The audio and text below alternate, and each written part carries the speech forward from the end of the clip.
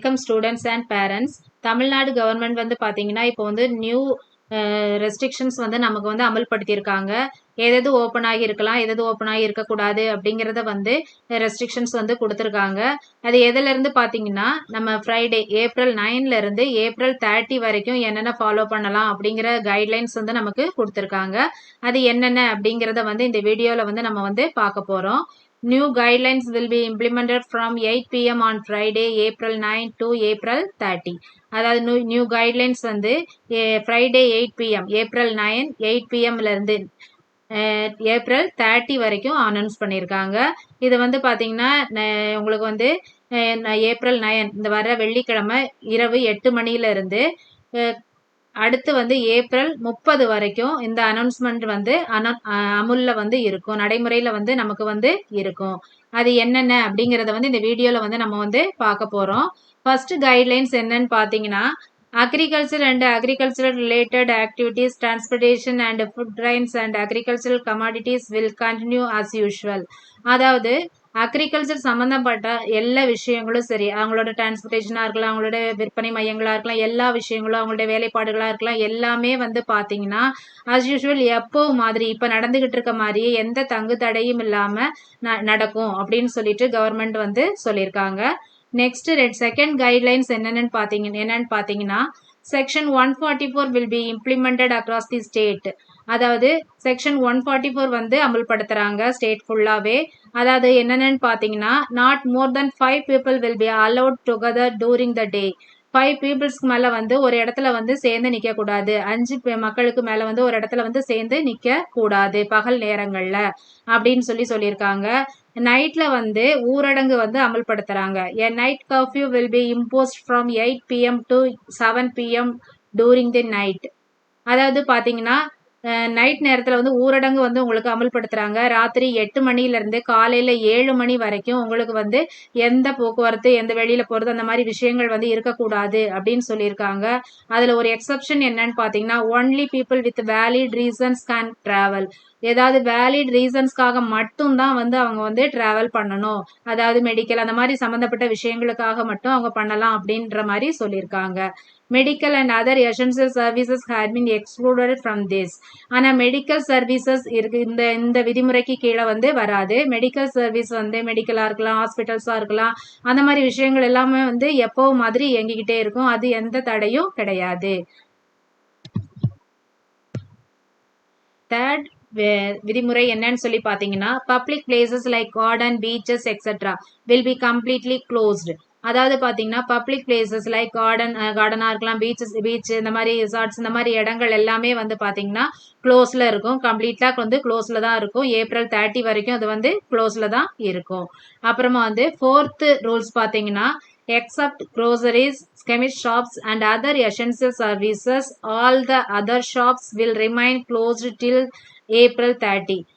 அதாவது பார்த்தீங்கன்னா அத்தியாவசிய பொருட்கள், உணவுப் பொருட்கள் விற்கக்கூடிய அத்தியாவசிய பொருட்களாக இருக்கக்கூடிய கடைகள், அப்புறமா வந்து மெடிக்கல் சம்மந்தப்பட்ட கடைகள், இந்த மாதிரி இடங்கள் தான் வந்து கண்டிப்பாக வந்து ஓப்பனிங்கில் இருக்கும். அதை தவிர்த்து மற்ற கடைகள் இப்போ வந்து ஜுவல் ஷாப், அது மாதிரி வந்து ஃபேன்சி ஐட்டம்ஸ் இந்த மாதிரி இருக்கக்கூடிய கடைகள், அது மாதிரி ஃபர்னிச்சர் ஷாப்ஸ் இந்த மாதிரி ஐட்டம்ஸ் இருக்கக்கூடிய கடைகள் எல்லாமே வந்து உங்களுக்கு வந்து ஏப்ரல் 30 வரைக்கும் க்ளோஸில் தான் இருக்கும்.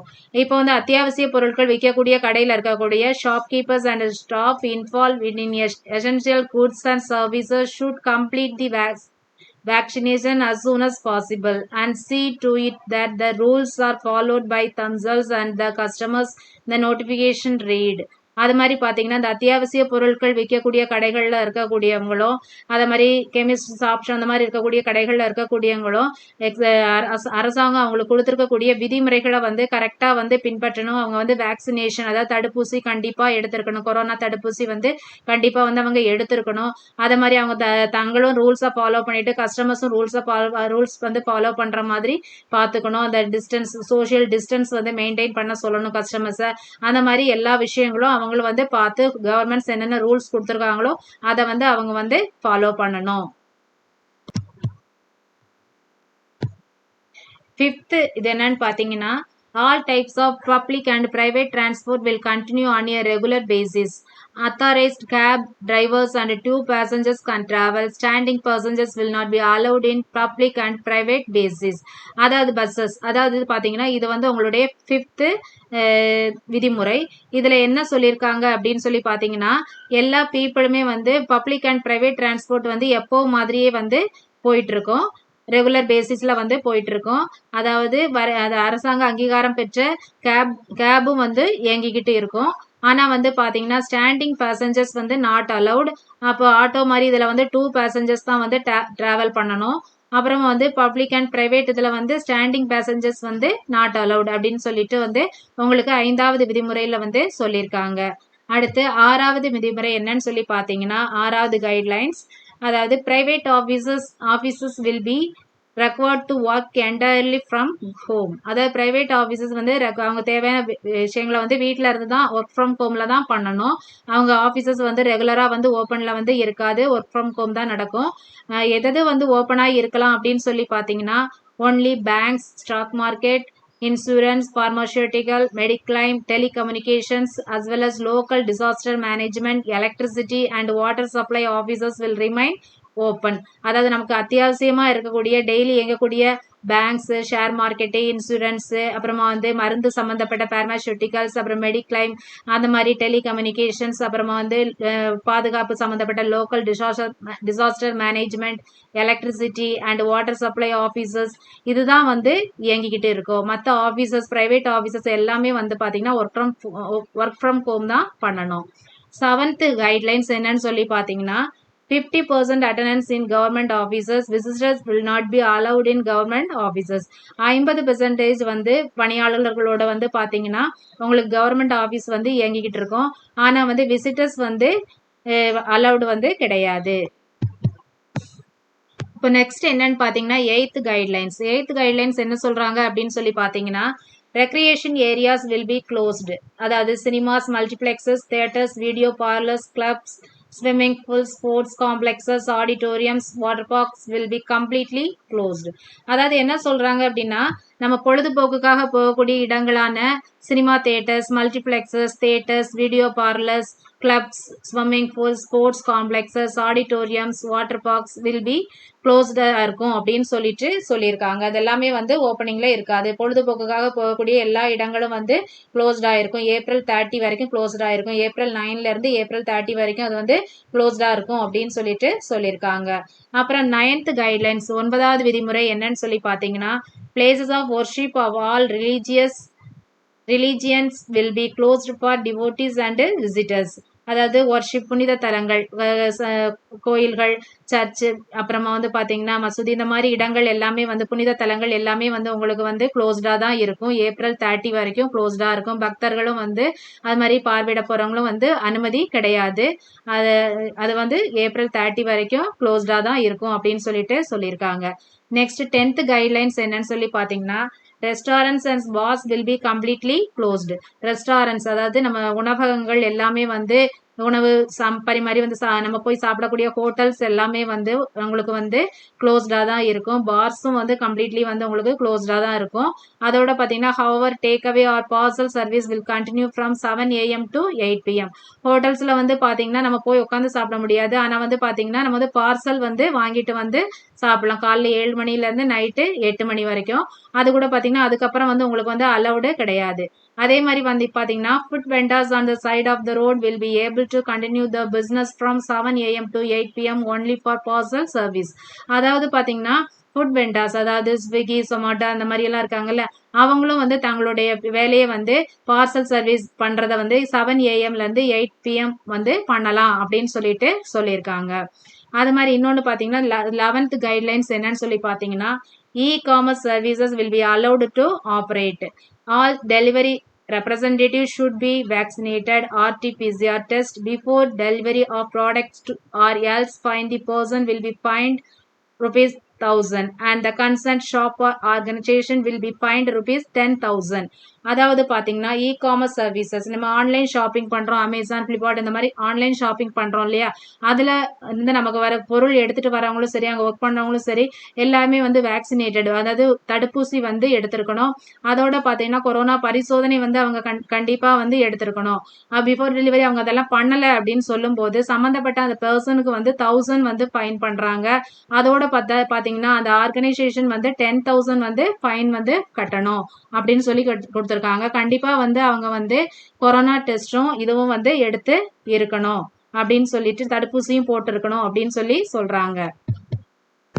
இப்போ நெக்ஸ்ட் பாத்தீங்கன்னா உங்களுக்கு 12th கைட்லைன்ஸ் என்ன கொடுத்துருக்காங்க அப்படின்னு சொல்லி பாத்தீங்கன்னா 12வது விதிமுறை, all saloons, beauty parlors, spas will be closed. The staff here should be vaccinated as soon as possible. April 30 வரைக்கும், ஏப்ரல் 9ல இருந்து ஏப்ரல் 30 வரைக்கும் சலூன்ஸ், பியூட்டி பார்லர், ஸ்பாஸ் எல்லாமே வந்து க்ளோஸ்டா தான் இருக்கும். ஆனா வந்து அவங்க கூடிய சீக்கிரம் வந்து வேக்சினேஷன் வந்து எடுத்துக்கணும் அப்படின்னு சொல்லிட்டு அவங்க வந்து சொல்லியிருக்காங்க, ரூல்ஸ்ல வந்து சொல்லியிருக்காங்க. 13 வந்து பாத்தீங்கன்னா 13 guidelines, newspaper printing and distribution will continue as usual but vendors should be vaccinated. Newspapers பிரிண்டிங்கும் டிஸ்ட்ரிபியூஷனும் வந்து ஆட்டோமேட்டிக்கா எப்போ நடக்கிறது மாதிரி நடந்துகிட்டே இருக்கும். நாங்க பணிபுரியக்கூடியவங்களும் சரி, நமக்கு டிஸ்ட்ரிபியூட் பண்ணக்கூடியவங்களும் சரி, கண்டிப்பா வந்து கொரோனா வேக்சினேஷன் வந்து தடுப்பூசி வந்து போட்டு இருக்கணும் அப்படின்னு சொல்லிட்டு ரூல்ஸ்ல வந்து சொல்லியிருக்காங்க. 14th guidelines என்னன்னு பாத்தீங்கன்னா, schools and colleges will remain closed. However, entrance exam will be an exception. All private classes will be closed. Schools and colleges வந்து ரிமைன் எப்போ மாதிரி க்ளோஸ்டா தான் இருக்கும். Entrance exams will be exception. ஒரு சில என்ட்ரன்ஸ் எக்ஸாம்ஸ் வந்து இப்போ வந்து அனௌன்ஸ் பண்ணியிருப்பாங்க, ஐஐடி இந்த மாதிரி இதுக்கெல்லாம் வந்து அனௌன்ஸ் பண்ணியிருப்பாங்க இந்த ஏப்ரல் 30 அந்த மாதிரி என்ட்ரன்ஸ் எக்ஸாம் எல்லாம் வந்து பார்த்தீங்கன்னா உங்களுக்கு வந்து எப்போவும் மாதிரி அந்தந்த துறைகள் வந்து அந்த தேதியில வந்து என்ன சொல்றாங்களோ அதை வந்து நீங்க வந்து ஃபாலோ பண்ணணும். All private classes will be closed. அதாவது பிரைவேட் கிளாஸஸ் வந்து நமக்கு வந்து கோச்சிங் கிளாஸஸ் அந்த மாதிரி கிளாஸஸ் வந்து கண்டிப்பா வந்து இருக்காது அந்த மாதிரி சொல்லியிருக்காங்க. அப்புறம் வந்து 15th கைட்லைன்ஸ் என்ன பார்த்தீங்கன்னா, the industry and manufacturing sector will continue but the management should take care that the guidelines are followed. அத மாதிரி இண்டஸ்ட்ரியா இருக்கலாம், அப்புறமா வந்து பொருட்கள் செய்யற இடங்களா இருக்கலாம், பெரிய பெரிய இண்டஸ்ட்ரியா இருக்கலாம், எல்லாமே வந்து கண்டினியூவா வந்து நடக்கலாம். அப்ப அந்த மேனேஜ்மெண்ட் தான் வந்து ஃபுல் டேக் கேர் எடுத்துட்டு அவங்க என்ன பண்ணணும் அப்படின்னு கவர்மெண்ட்ஸோட கைட்லைன்ஸ், அவங்க என்னென்ன இண்டஸ்ட்ரி ரன் பண்றதுக்கும் மேனுஃபேக்சரிங் செக்டர் ரன் பண்றதுக்கும் என்னென்ன ரூல்ஸ் இந்த கொரோனா டைம்ல கொடுத்துருக்காங்களோ அதை வந்து அவங்க வந்து கரெக்டா வந்து அவங்க வந்து அந்த கைட்லைன்ஸை வந்து அவங்க வந்து ஃபாலோ பண்ணணும். நெக்ஸ்ட் கைட்லைன் 16th என்ன பாத்தீங்கன்னா, film shootings will continue but not in crowd should not be included and RT-PCR test certificates are mandatory for all staffs and people at the shooting site. அதாவது film shooting வந்து எப்போது மாதிரியே continuation நடந்துகிட்டே இருக்கும். ஆனா வந்து பாத்தீங்கன்னா கிரவுட்ஸ் வந்து ரொம்ப இல்லாத மாதிரி பாத்துக்கணும். அதே நேரத்துல வந்து பாத்தீங்கன்னா அங்க பணிபுரியக்கூடிய எல்லாருமே வந்து பாத்தீங்கன்னா கொரோனா டெஸ்ட் வந்து கண்டிப்பா எடுத்திருக்கணும். அது வேக்சினேஷன் முக்கியம். அதே வந்து பாத்தீங்கன்னா அவங்களுக்கு வந்து கட்டாயம் அது வந்து அவங்க செஞ்சுதான் ஆகணும் அப்படிங்கிற வந்து ரூல்ஸ் வந்து கொடுத்துருக்காங்க. ஸ்டாஃப் அண்ட் பீப்புள், அங்கே ஒர்க் பண்ணக்கூடிய ஸ்டாஃப் அண்ட் பீப்புள், ஃபிலிம் ஷூட்டிங்ல பங்கு பெறக்கூடிய எல்லாருமே வந்து RT-PCR டெஸ்ட் வந்து கம்பல்சரி வந்து எடுத்து தான் இருக்கணும் அப்படின்னு சொல்லிட்டு சொல்லியிருக்காங்க. நெக்ஸ்ட் வந்து பாத்தீங்கன்னா 17th இன்ஸ்ட்ரக்ஷன் என்னன்னு பாத்தீங்கன்னா, கைட்லைன்ஸ் என்னன்னு பாத்தீங்கன்னா, construction workers are required to stay at the place where the work is underway. Only materials will be allowed to be transported. Construction workers வந்து அவங்கவுங்க பிளேஸ்ல இருந்து டெய்லி வந்து ஒரு இடத்துல இருந்து இன்னொரு இடத்துக்கு போகக்கூடாது. அவங்க ஒர்க் பண்ற இடத்துலயே தங்கி அவங்க வேலை செய்ய வந்து அனுமதி வந்து கொடுத்துருக்காங்க. அதாவது எது வந்து அலௌட் அப்படின்னு பாத்தீங்கன்னா, மெட்டீரியல்ஸ் மட்டும் ஒரு இடத்துல இருந்து இன்னொரு இடத்துக்கு கொண்டு போகலாம். மற்றபடி ஒர்க்கர்ஸ் வேலை செய்யக்கூடியவங்க வந்து அந்த சம்பந்தப்பட்ட வேலை நடக்கக்கூடிய இடத்துலயே தங்கி வந்து வேலை செய்யலாம் அப்படின்னு சொல்லிட்டு கன்ஸ்ட்ரக்ஷன் ஒர்க்ஸ்க்கு வந்து அலௌடு கொடுத்துருக்காங்க. அந்த கட்டட வேலைகளுக்கு வந்து அலௌடு வந்து கொடுத்துருக்காங்க. அடுத்து நெக்ஸ்ட் வந்து பாத்தீங்கன்னா 18th instruction, if more than 5 COVID-19 patients are found in society, the building will be declared as mini containment. Placards will be erected. Outsiders will not be allowed. அதாவது 18 இன்ஸ்ட்ரக்ஷன் என்ன சொல்றாங்க அப்படின்னு சொல்லி பாத்தீங்கன்னா, இப்போ வந்து மோர் தென் 5 COVID-19 பேஷண்ட்ஸ் வந்து ஒரு இடத்துல வந்து இருக்காங்க அப்படின்னு சொல்லும்போது, அது பில்டிங்கா இருக்கலாம், ஒரு ஸ்ட்ரீட்டா இருக்கலாம், அந்த மாதிரி எடுக்கிற இடத்துல வந்து என்ன பண்ணிடுவாங்கன்னா, அதை வந்து மினி தடை செய்யப்பட்ட ஒரு கண்டெய்ன்மெண்ட் பகுதியா, தடை செய்யப்பட்ட பகுதியா வந்து அதை வந்து தெரிவிச்சிருவாங்க. அதை விட வந்து பார்த்தீங்கன்னா, தடுப்பு பிளாக்கார்ட்ஸ், தடுப்பு பலகைகள் வந்து எழுப்பிடுவாங்க. அவுட் சைடர்ஸ் வந்து அங்கே வந்து உள்ள போய் மிங்கிளாக முடியாது. அவங்க வந்து அலோவ் பண்ண மாட்டாங்க. அவுட் சைடர்ஸை வந்து அலோவ் பண்ண மாட்டாங்க. அதாவது COVID-19 பேஷண்ட்ஸ் வந்து ஒரு ஒரு சின்ன ஏரியாலேயோ, ஒரு சின்ன பில்டிங்ல, ஒரு பெரிய பில்டிங்ல அந்த மாதிரி 5 பேஷண்ட்ஸ்க்கு மேலே இருக்காங்க அப்படின்னா, அந்த இடத்துல வந்து தடை செய்யப்பட்டு அந்த இடத்துக்கு வந்து வெளியில இருக்க எந்த மெம்பர்ஸும் வந்து உள்ள போக முடியாதபடி ரெஸ்ட்ரிக்ட் பண்ணிடுவாங்க. இந்த மாதிரி வந்து ஒரு 18 ரூல் வந்து நமக்கு வந்து கொடுத்துருக்காங்க. இதை வந்து ஃபாலோ பண்ணும்போது ஈஸியாக வந்து நம்ம வந்து கொரோனால இருந்து நம்ம வந்து தள்ளி இருக்க முடியும் அப்படின்னு சொல்லிட்டு கவர்மெண்ட்ஸ் வந்து இந்த ரூல்ஸ் எல்லாமே நமக்கு கொடுத்துருக்காங்க.